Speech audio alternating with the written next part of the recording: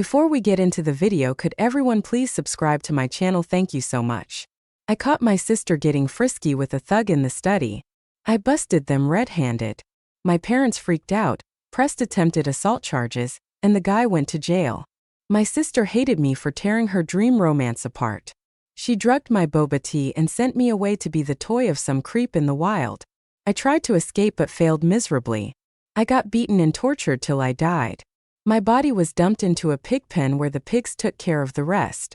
Next thing I knew, I woke up on the day my sister started messing around. This time I stopped my parents. I shut the door and let her have at it. Be gentle, it hurts. You're so bad. Jessica's breathy voice came through the crack in Dad's study door. I peeked in there. They were naked and tangled up on Dad's desk. It was wild and reckless, clothes shredded all over like a storm brewing. But there I stood outside, mind blank. I vividly recalled that old psycho pressing my head in the trough, beating me senseless. Rotten plant matter clogged my nose and mouth, yet it couldn't stop the blood. His knees and elbows crushed me till my eyes popped. All I felt was pain, all-consuming pain. He shattered my limbs with the knife's blunt edge. Tried to escape, I'll make you wish you hadn't. The blade flashed red, splattered, and then there was no more pain. My soul drifted above, witnessing the carnage I'd become. He wasn't satisfied till he kicked and spat on me, dragging me to the pigs. Floating overhead, I saw my skeletal form, barely human anymore. I love the study, it's exciting. Gavin's voice snapped me back to now. I'd been reborn back to the day Jessica decided to eat the forbidden fruit. This time I chose differently. Lily, did you find the receipt? Dad's voice cut through my thoughts, angrier over a piano lesson I'd rather not take. Jessica and Gavin were scrambling inside, scared out of their wits, hiding under the simple desk, shaking with fear. Back then I froze at the door, helpless as Dad stormed in and unearthed the mess. Slaps rained down on Jessica. Gavin was jailed with the best lawyer Dad hired. Jessica, silenced by fear, didn't speak for her lover. She blamed me after she slipped drugs into my tea on a camping trip and had me sent to that nightmare place to die. But her life went on happily, with all the love and school money left for me. Thinking of it, I smiled. I shut the door and scurried downstairs, apologizing. Sorry, I'm here now. Let's cancel the piano lesson together. My parents had plans to use the refund to pay for Jessica's fleeting art passion. I wasn't keen on it before, but I gave in this time around. They noticed my quick agreement. Not as mad anymore. You're careless. Learn from your sister. I nodded agreeably. Of course, she'll give them a grandkid soon to live in bliss with a big family. With no interruptions, the two burned with passion all afternoon. Gavin wasn't satisfied. He left, taking Dad's pen, a keepsake from my granddad. Not valuable, but it had sentimental value. He pawned it for a foot massage to please an ex. I heard this from Gavin's cousin, my seatmate, who narrated his cousin's heroics, clueless of Gavin's new fling with my sister, bragged about his cousin's busy love life and downing oysters for stamina. That girl, eager and curvy, fell for his act and even gave him her pocket money without knowing this was what Jessica thought was true love, the life I died to pay for. If this was it, I wished them a long-lasting lock on their doomed love. By evening, the scene was wiped clean. Jessica's flirty display while asking Mom for money revealed more than bargain marks. Unaware the study cam was fixed days ago, it caught their every reckless act. One nudge to Dad and her drama would go public. Ruined forever would be her destiny alone. I chuckled sarcastically under my breath, locking eyes with Jessica. Lily, what's so funny? You can take the old lady's money and go on a field trip with your classmates, but when it's my turn, Mom says Noah sent it. Funny not to be the favorite. The old lady clearly favored you, and you're all smug about it. Now you can go ahead and flaunt it in my face. Great. She bit her lip, tears in her eyes like a delicate flower trembling in the morning mist. It's as if the scene in the afternoon study, where we were recklessly biting each other's necks, was just my imagination. Fine, I'll admit it. I'm not as good as you, just a pitiful soul who isn't loved. Happy now. Satisfied, tears fell down, and she spun around, rushing into her room to cry under the covers. I didn't say or do anything, yet everyone was mad at me. Mom's cold stare fell on my face, her high heels clicking on the smooth marble floor. Just as her raised hand was about to land on me, I innocently looked up. Mom, let my sister go. Deduct the money from my piano class refund. Her hand froze midair, and she looked at me in disbelief. After all, every penny Grandma left me was precious to me. It was the only bright future left to me by the one who truly loved me. Mom, I don't want to make things hard for you or Dad. I know it's tough making money to support us both, but my sister just wants to go on a study tour. Why can't it work out for her? Isn't there still 10 grand left from the piano class refund? Give it to her. I don't want her to misunderstand anything. After all, you've always loved both of us equally, right? My words, which have always been the same, finally brought a slight change to Mom's icy demeanor. Turns out she knows she's biased. How amusing. But I still want to make sure Jessica gets her way. I mean, she's eager to go on a honeymoon trip with her boyfriend, so how can I not let her? Mom's words of anger stuck in her throat didn't fully dissipate before Dad's yell came from the room. Jessica was trying to swallow sleeping pills, though Dad stopped her. Scared Mom quite a bit. You little brat. Do you want to kill me? It's just 10 grand. I'll give it to you. Every penny Mom earned was for you. You could even take my life, so why not these trivial things? As she spoke, tears flowed down her cheeks. Dad's eyes turned red with urgency. Dad's getting old and his heart's weak. You can't scare him like this anymore. He turned to me and scolded. Lily, can't you just behave? Always causing trouble. You won't be satisfied until you drive your sister to her death. She's depressed because of you. What more do you want? My breath caught and the storm eventually fell on me. Jessica pulled out 2 depression diagnosis reports from somewhere. She attempted suicide twice and ran away from home 3 times, confirming her depression. Mom and Dad sincerely believed her, treating her like precious glass, afraid she'd break at any moment. She got everything she wanted, while I was forced into a cramped storage room, wearing her unwanted old clothes, even eating in the kitchen to avoid being in her sight.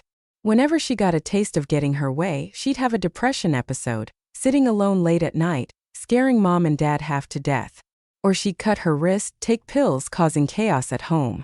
In the end, everything went her way while I became the thorn in everyone's side because only I kept foolishly pointing at Jessica, yelling to my blind and ignorant parents that she was faking it. Every time I said that, she'd have a depression episode, and I'd be punished harshly by Mom and Dad. After so many punishments, Grandma's necklaces and jewelry became trinkets to please her. My tutoring classes and hobbies became stepping stones for her pursuing dreams. The only thing left in my grasp is the bank card Grandma gave me, enough for college. To keep this, even if just temporarily, I need to learn to lower my head. I stood there, head down like an extra, watching them warmly interact.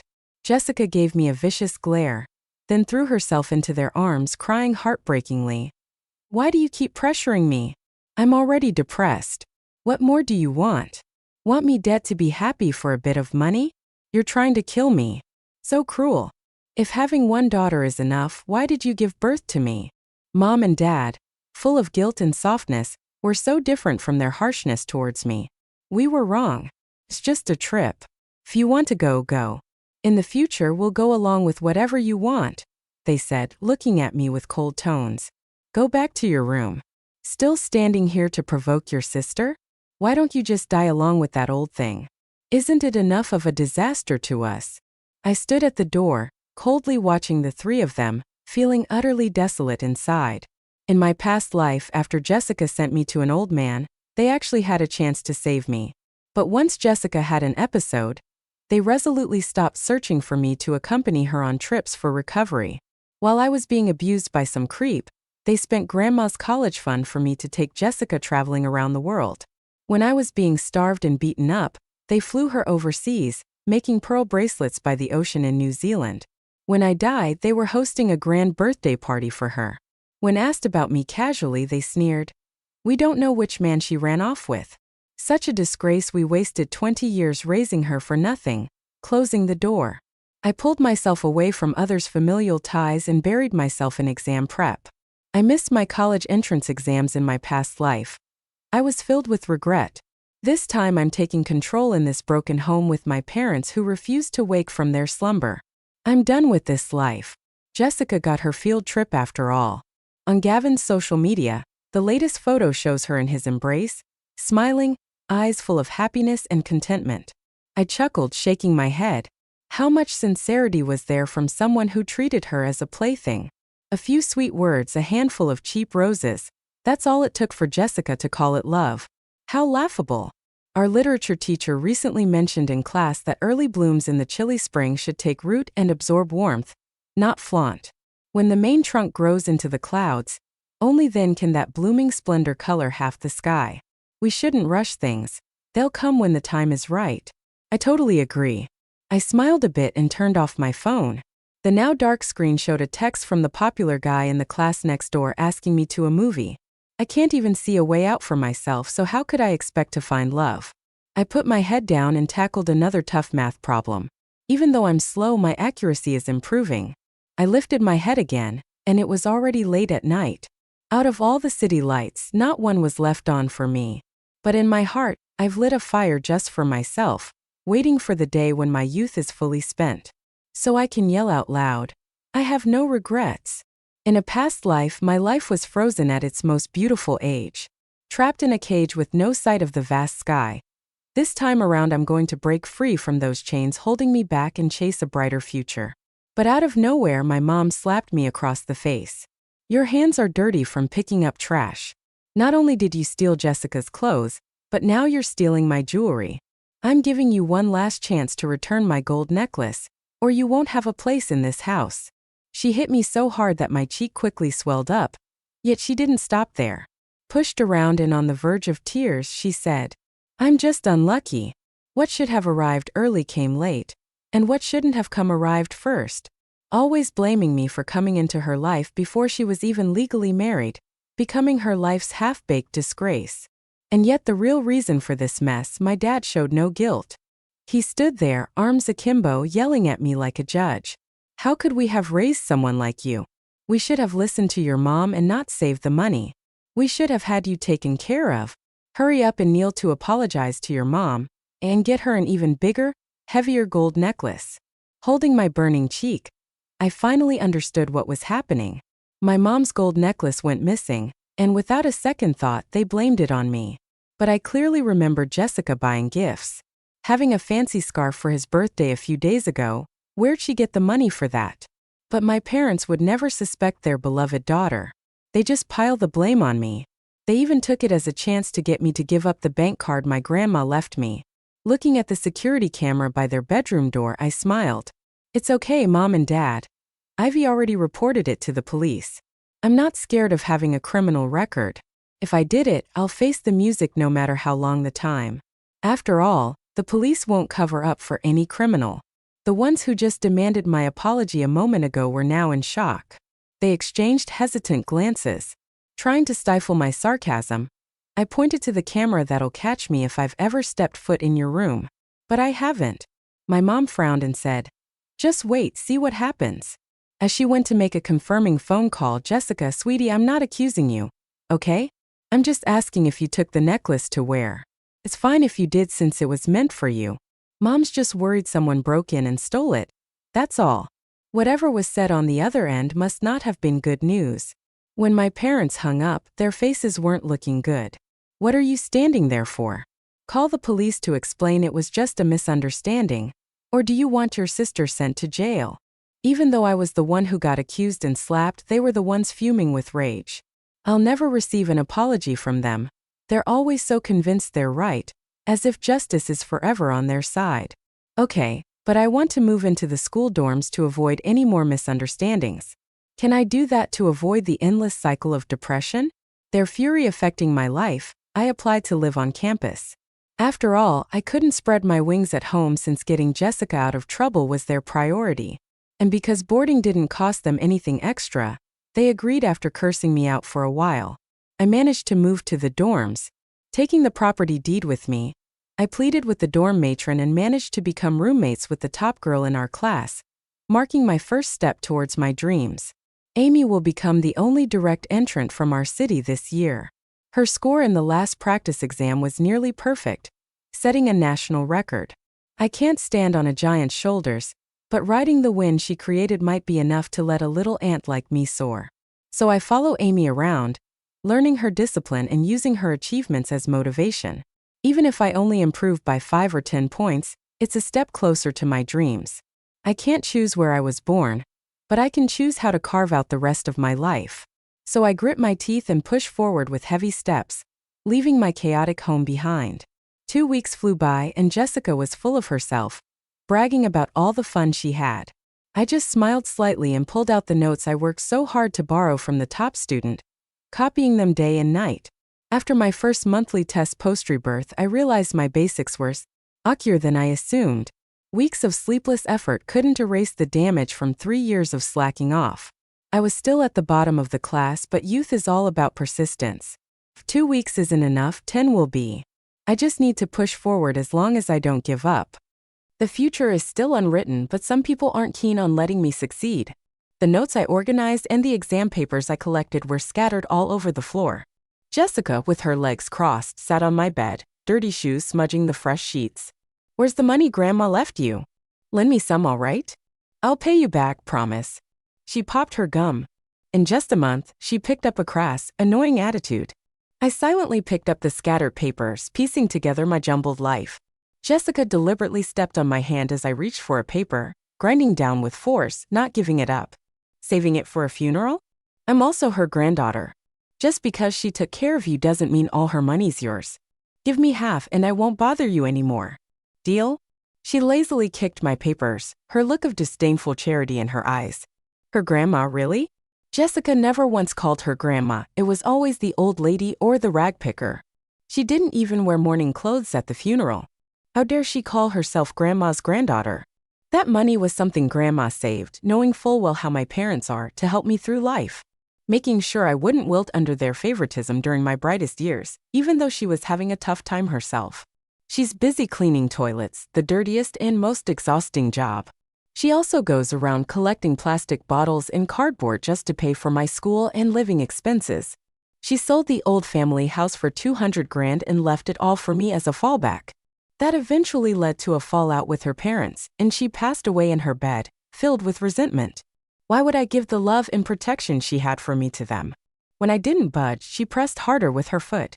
But I suddenly pushed her back, making her stumble. "God gets to push me," she said, raising a hand to slap me, but I grabbed her wrist. "There's no camera in my room. You like accusing me, right? What if I really make you bleed for once?" Fear flashed in her eyes, but she threatened, "If you dare lay a finger on me, I'll..." I struck her twice, leaving her shocked. "So you'll run off and accuse me of bullying? Get me beaten and grounded, even kicked out of school, right? That's fine. I'll find my chance out of everyone's sight and kill you." Her pupils contracted, but she didn't dare respond. I clenched her jaw, smiling menacingly. A barefoot person isn't afraid of losing shoes. Life for life. I won't lose out, will I?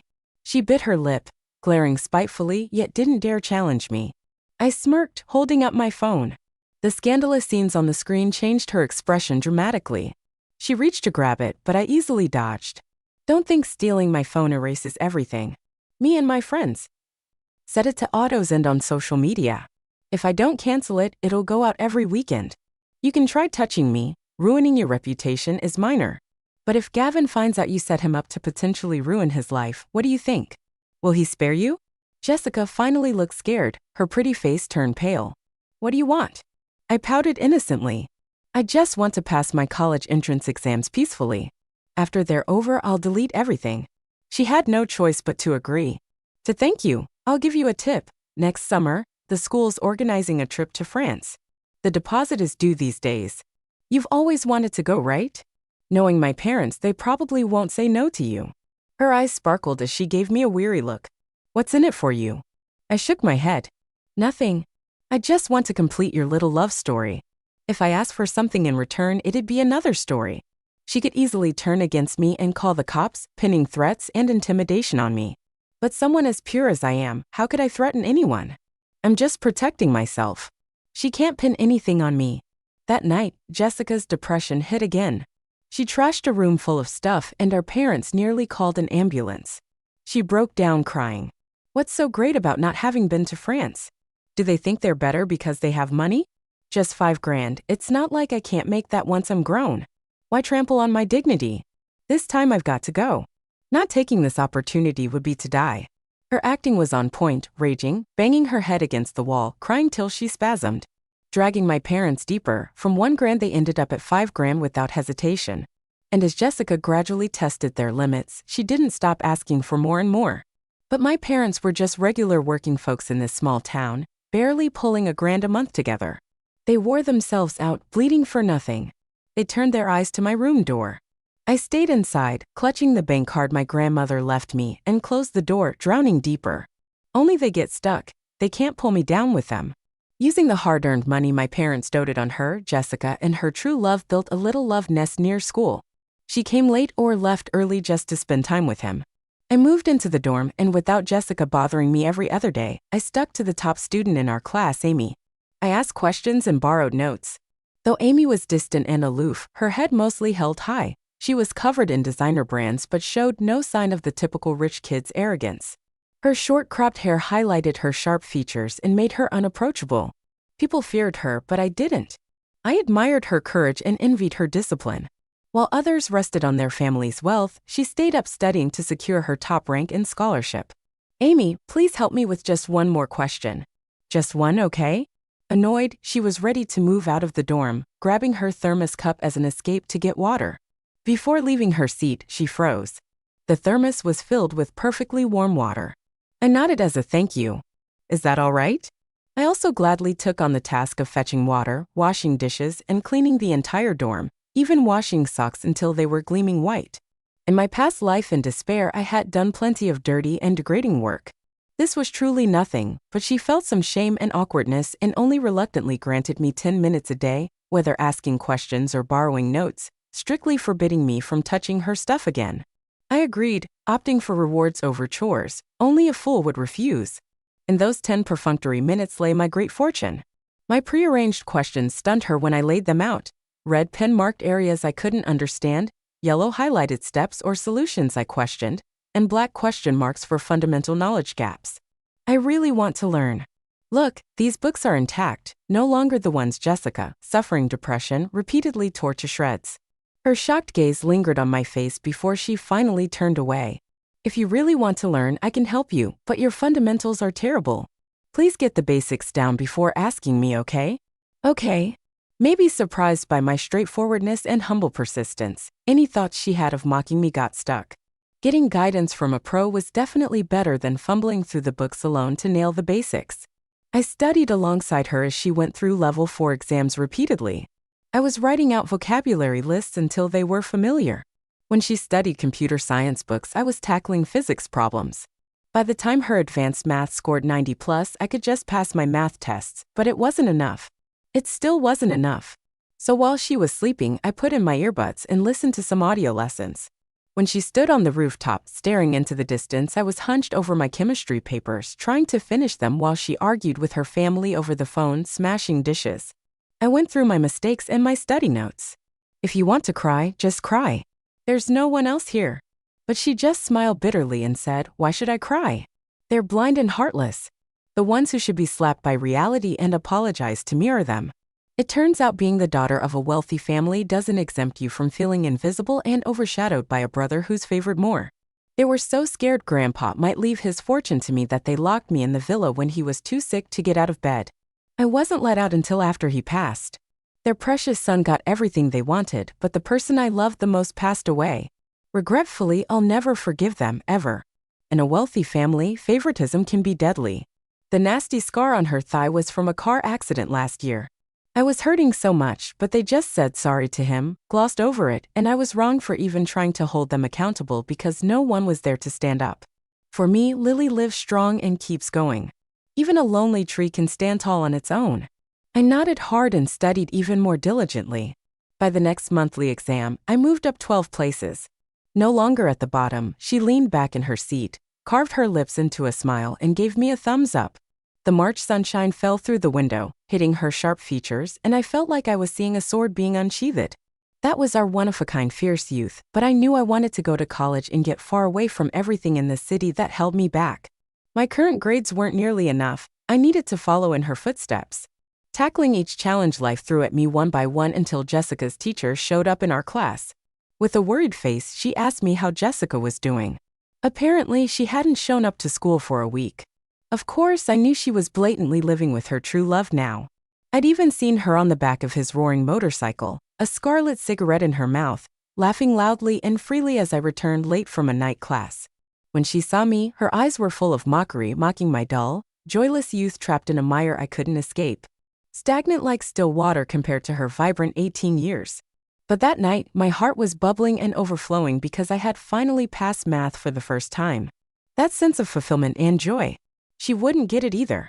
Faced with the teacher's questions, I pretended to be clueless and replied firmly, "I've been living in the dorm for a month. Haven't been home in a while." I deliberately raised my hand, revealing the sleeve of my worn-out hoodie, stopping any further questions. Thanks to my parents' favoritism, they chose to attend Jessica's parent-teacher meetings whenever possible, never even glancing at me across the street when teachers stopped them at the school gate. Asking why they couldn't spare just one to meet with me, they looked at me hiding behind the teacher with shame. To shift the blame, they yelled at me, "With grades like that, we'd be embarrassed to show our faces. With those grades, you might as well be stupid. We'd have been better off birthing a pig." Even when the teacher criticized them for not being good parents to save face and vent their anger, they slapped me right there, yelling I was a burden they shouldn't have had. The teacher shouted after them, "Your daughter doesn't have a single complete textbook or notebook. Should we discuss how she can study in such an environment?" Their footsteps didn't falter as they replied, "Let her study however she wants." What does she want? Our lives. In my past life, I felt ashamed by my parents' disdain, but not in this one. I moved openly into the dorms, wore the worst clothes, ate the cheapest meals, letting everyone know I was the neglected one, the one sent to live at school during the crucial third year of high school. Victims should never feel ashamed because from start to finish it was never our fault. The teacher looked surprised. "If a time in your home is close, why are you staying in the dorms?" I imitated Jessica, lowered my head, and looked pitiful. My parents said to avoid upsetting Jessica. She was taken aback, awkwardly letting me leave. As soon as I turned away, she called my parents. They excused themselves, claiming the child's health was most important, but I knew they were desperately scraping together money for Jessica's medical expenses. So much so that Jessica's publicized relationship with a delinquent was all over school, but my parents were clueless until Jessica pushed things too far and demanded an outrageous amount from them for the first time. My parents came to school specifically to wait for me. The sunset painted the sky a fiery red, but the May evening with no breeze felt suffocating. They stood on the edge of the playground, their faces void of warmth. "Hand over the bank card your grandmother gave you. We're in a pinch." "Just think of it as a loan," Dad said assertively. Mom chimed in, "With your grades, you're not getting into college. It's pointless to keep it. We're your parents, so we should manage it for you. Hand it over quickly. Jessica is waiting. She needs it urgently." I smirked. This day had finally come in this lifetime too. In the past life, they held me down on the cold floor, searched the room, and couldn't find that bank card. They withheld water from me for 3 full days, forcing me to surrender the card and my future. I clutched the report card in my pocket, glanced back at the classroom. Classmates and teachers leaned over the railing, encouraging me to hand it over because in 3 months, I went from last to the top 30. Though I was only in 29th place, staying up until 1 a.m. and waking at 5:30 a.m. for morning study, I outdid the most diligent student, earning the acknowledgement of classmates and teachers. They no longer mocked me but applauded me warmly because they knew how lonely and determined I was to charge forward with no one at my back. So knowing that it was rare for my parents to visit, they slipped my report card into my hand. The teacher said, "Show your parents how amazing Lily is." Classmates pushed me out the door. "Go on, go. They must miss you. When they see your report card, they'll realize their mistakes." If it were my parents, they'd be over the moon. A prodigal returns better than gold. As long as you try, they'll see it. Their kindness and support were like guiding lamps on my lonely path, urging me to run faster so I could finally take control of my life. But the moment I handed the report card over, my impatient father snatched it, tearing it to pieces and flinging them everywhere. "With such embarrassing grades, you dare bring this for me to sign? Give me the bank card quick. Jessica needs it now." The flying shards couldn't shake my numbness, but they doused the eager hopes of my teacher and classmates. Even Amy, who usually stayed out of everything, had her hands in her pockets, leaning against the railing with a deep frown on her face. I looked up for the first time. Seeing their eyes, sorry, good-hearted people behind me. With a slight lift of my eyebrows, I started fighting back. But what if I could push myself a bit more and get into college? Why should I ruin my future for your precious daughter just because I grew up in a dump? The two of them were stunned. I didn't let them off, continuing sarcastically, or because I was born from trash. The two of them flared up, faces changing dramatically. You little brat. What did you say? I tilted my head innocently. I said you're garbage. What do I have to do? Throw you in a trash can to prove it? My mom lost it and shoved me hard. I fell to the ground. I shouldn't have had you before marriage. I should have crushed you in that rental room, then letting you ruin my life. Tom, she said, look at the kid your mom raised. I said don't have her, but you insisted. You let your mom raise her, and she turned into this disaster. Better to have crushed her at birth. Her eyes were red with anger, but I felt nothing. Then why didn't you? Did you think I wanted to be born from you, a couple of unworthy parents? My dad, clueless from my mom's tears, couldn't stay calm watching my defiant attitude. He slapped my face hard. You're crazy. If you don't apologize to your mom and give us your bank card, we won't recognize you. Covering my face, I smiled brightly. Sure. Without trash parents like you, I'm no trash either. Sounds great. My dad was shocked. I think you got corrupted at school, hanging around with the wrong crowd. Let's go see your teacher. I want to know how they teach someone like you. With that, he grabbed my sleeve and dragged me to the office. Caught off guard, I fell to the ground, my bare arm scraped raw on the playground, making me gasp. They didn't care. They pulled me up roughly, shoving me into the classroom. My eyes turned red. I lowered my head, trying to gain some sympathy in front of the teachers and classmates. My mom started listing my 10 sins, crying her eyes out. She used every degrading word ever used for a 20-year-old girl on me. My dad thumped the table, demanding from the teacher, is this how you educate here? How can she even study if she can't be a decent person? I'm taking her home today. Get me the paperwork. That's their usual tactic, using school as leverage over me. Since compulsory education was over, they could cut off my high school and back home, I'd be a sitting duck. In the past, I would have begged them to let me finish my studies, but not now. My ID was placed on the desk. I teary-eyed said weakly, Mom, Dad, I'm over 20 now. I can decide my life. The money Grandma left is enough for school. I haven't used any of yours. Didn't you not want this burden long ago? My mom exploded, weeping and raging, even throwing the teacher's materials, demanding my grandma's money to keep it from me. She'd do anything. You're giving it, like it or not.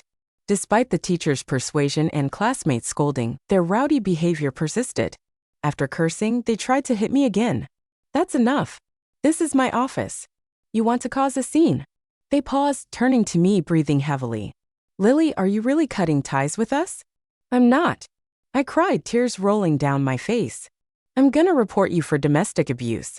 The cops came unexpectedly, I had called them. I pointed at the teachers and classmates. My parents abused me, they can testify. I spent months setting the stage for this moment. The purity and sense of justice in youth were overwhelming. They all pointed at my parents, defending me. Her arm and face injuries were right in front of us. Who knows what else they've done? Not just abuse, they want to lock her up at home against her will. Who knows what's next? Physical injuries are one thing, but the psychological harm is deeper. Look. The teacher took out my forgotten diary, detailing 3 years living under their roof. How my birth was their youth's mistake, yet they blamed me instead. How my return disrupted their happy family of 3, making me the hated outsider, publicly wishing for my death, saying having me was pointless. How they used me as a maid while I slept on a folding chair, mocked by my sister as little trash. Pages filled with my mom's curses, dad's accusations, and sister's bullying. On the last page, I bleakly hinted, is death the only escape from all this? The ink bled like teardrops on the page. Kind teachers pitied me, fellow students sympathized. Only my parents argued with the cops, trying to mediate. All lies. We treated her well. We gave her food and drink. She even stole our bank cards and won't give them back. She's 20 now, faced criminal charges. Teach her a lesson. But their words, faced with teachers' and classmates' evidence in rebuttal, were insignificant. Even the cops, seeing my bleeding arm, were shocked. Domestic abuse is illegal, even for parents. We gave birth to her, why can't we punish her? We'll hit her right now. My dad maintained his pride and dignity with his slap. But not this time. As he grabbed me, the cops tackled him with a judo move. Stubborn as ever, they were taken to the station for education. This was the first gift I gave them on the day I finally stood up, wiping away my tears. Amy's voice snapped me back. Playing the part very well, aren't you? I stared at Amy, my heart tightening. She just curled her lips and smiled. I can read lips, even though the playground is far. I caught every word of your conversation. A gentle breeze brushed through her long hair, giving off an air of confidence that filled me with panic. Are you going to expose me? If I wanted to expose you, why wait till now? Just protecting myself, not hurting anyone innocent. So it doesn't matter. Besides, if it were me, I'd stop at nothing. Her cold eyes startled me. Stop at nothing? I'm the same. I took a deep breath, noticing sweat accumulating in my palms.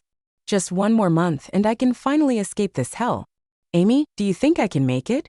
The sunset touched her face, revealing her determination. Of course you'll succeed. Success belongs to people like us. But pain comes too. Susan and Tom, once released, sought me. Thanks to my classmates' warnings, I kept my distance. They finally cornered me in a dark alley one night during self-study. Give back my money and house deeds or I'll beat you to death. His slap sent me crashing into the wall, my face drenched in blood. The next second, police sirens blared. My classmates, wary of these wolves, had already called the cops when they saw them approach menacingly. This time, it wasn't just a lecturing session. I'll see you both and make sure you end up in jail. After the police repeatedly explained the law, the two aggressive bullies finally got scared. Where your parents hitting and scolding you are for your own good. Is it worth it over something like this? We won't hit you again. It's not easy for us with work and life being so stressful and your sickly sister and your lagging studies. What can we do? They cried and whined about their struggles as if their lives were so terrible that beating and abusing me would make things better. But I watched coldly. When the drama ended, I handed them a paper. I really want to cut ties, but the law doesn't allow it. You don't deserve to be called parents. So the house Grandma gave you, I'll give up my share, but you have to sign an IOU for $40,000. If you ever force me to support you, I'll make you pay me back the $40,000. How's that? Nothing personal, just hoping for a peaceful separation without bothering each other. As they hesitated, I turned and left. I ran into Jessica, who was seething with hatred. I smiled. Not cutting ties might not be so bad. I'll still have a share of Grandma's house worth tens of thousands. She gritted her teeth so hard I laughed in a corner until I cried. It took me 20 years to cut this umbilical cord. When the IOU was signed and our ties severed, the house was transferred to Jessica's name. Not afraid of your tricks, the house is Jessica's now. They were pleased with themselves, unaware they were walking into a trap I had set up for them. Jessica's love couldn't fill her stomach, but she wouldn't let her lover work hard. Begged on by friends, she turned to online loans. With a few clicks, money seemed to come easily, leading to carefree spending. She bought heaps of branded cosmetics and clothes through lavish parties, reveling in being called sister-in-law. Her vanity was greatly satisfied, thinking her life was at its peak. Even Gavin embraced her, saying for life, she is the only sister-in-law, Jessica. Anyone who disrespects her, I'll break their limbs.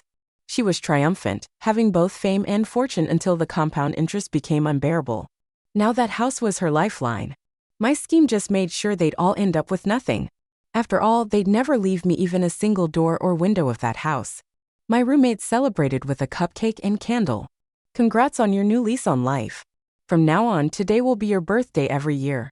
Repressed tears finally fell as the candles burned. Finally, I was standing tall, living life.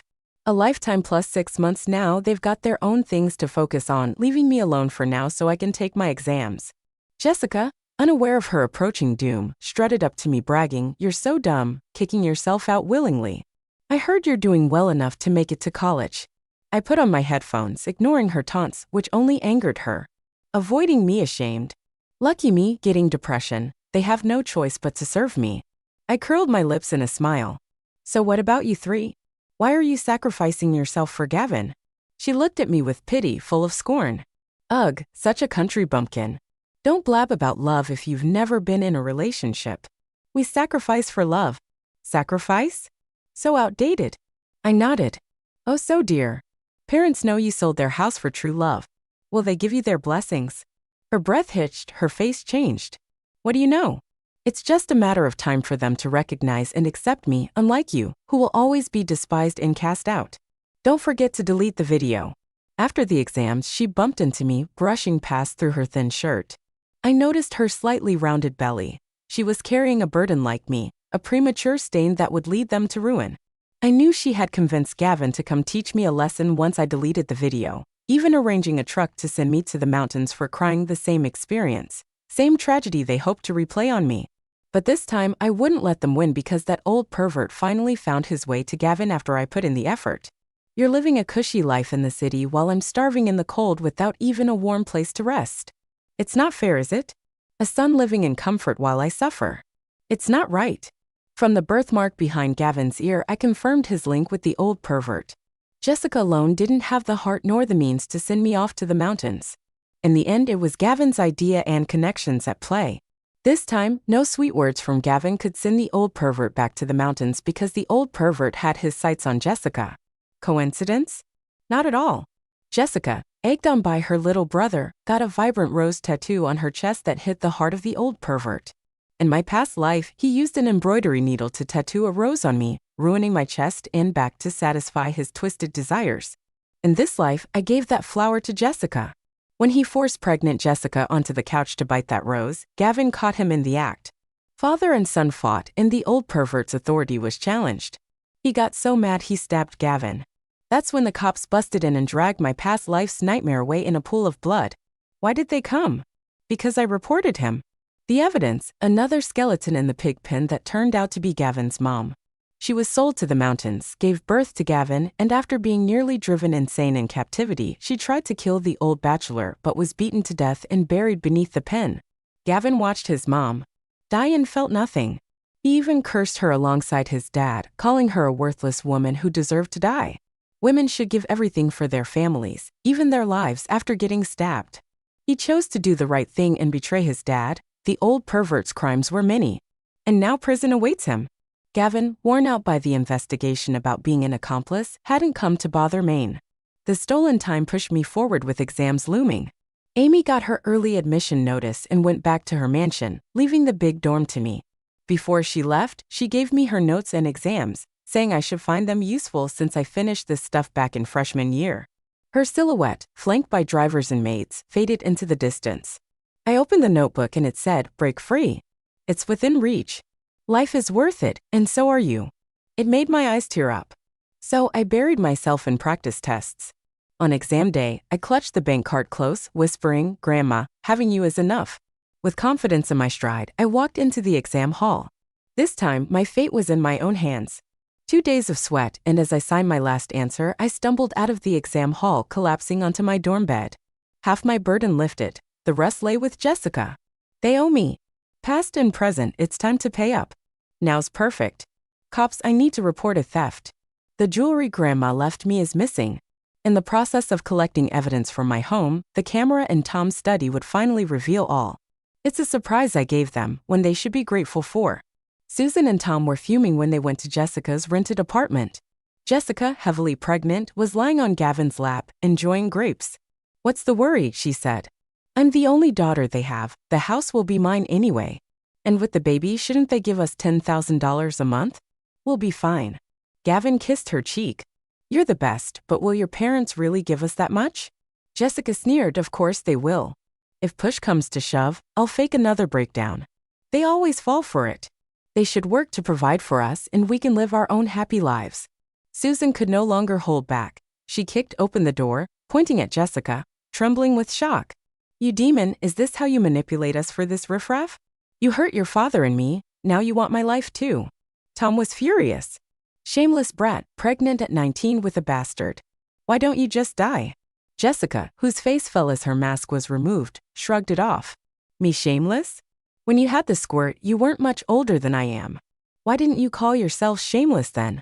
At least I'm doing it for love, to give my baby a home, unlike you who couldn't care for your child, not deserving of being parents and forcing them into a life less than a beggar's, hitting them at will, punishing them. Who do you think you are?" Tom and Susan were shaky with anger, but Jessica didn't back down. "You've heard it all now. This place is too small for 3. Rent us something bigger, you can afford the rent.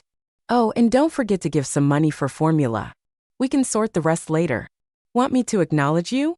Show some sincerity." Tom and Susan, unable to bear it, slapped Jessica. Used to such treatment, Jessica fought back instantly, hitting them back. In the scuffle, Jessica hit a table corner, bleeding heavily. Gavin, seeing his woman hurt and the baby lost, was furious.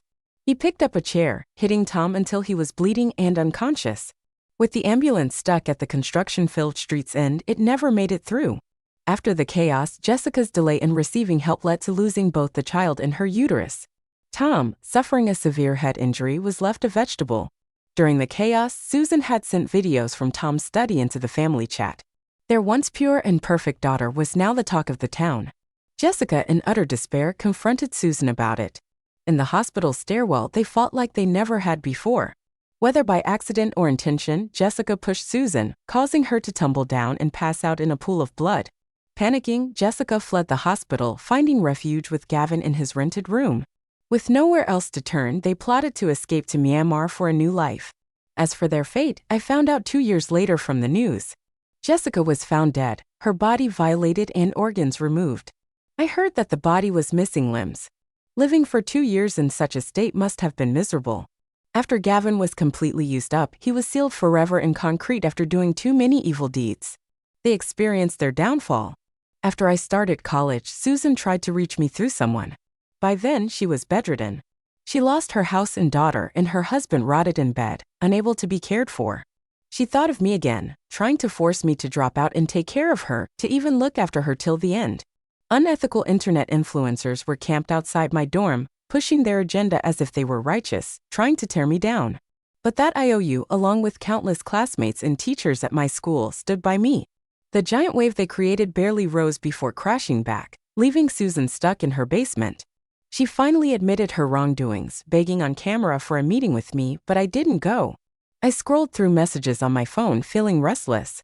The tycoon's son, caught doing drugs with a group, ended up in jail and lost his eligibility for a massive inheritance. Turns out Amy went back only after she decided on her path, delivering a blow that changed everything.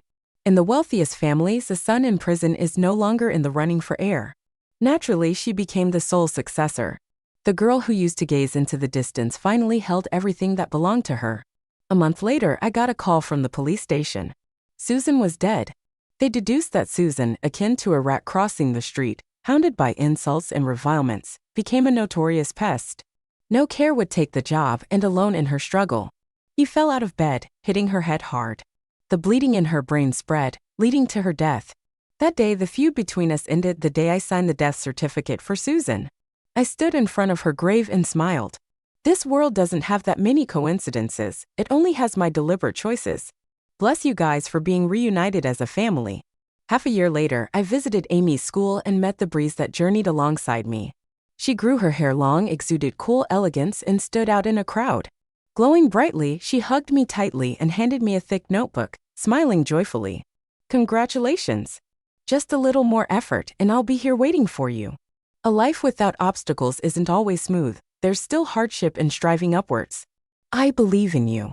At the end of the notebook, there was a receipt for a luxury piano. Chase your dreams, it's never too late. Yep, I still have my piano dream. Take one step out, and there are thousands more to take. Life is endless, and so is the fight. How could such a youth be regrettable?